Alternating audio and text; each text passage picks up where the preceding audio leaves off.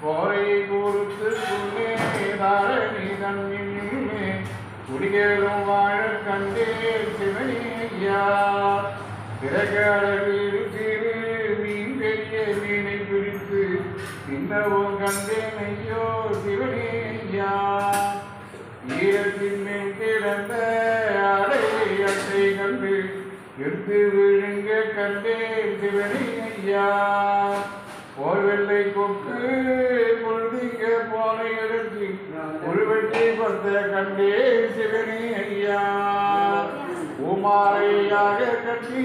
தொர்மாலையாக போல பூவுந்தான் வார கண்டே சிவனே ஐயா முடுக்கன்மார் பெற்ற மக்கள் தூக்க வைத்த பாயடிலே முற்றோடி போக கண்டே சிவனே ஐயா புலியை ஏறி விழுங்கி கருகில் போசிப்பதற்கு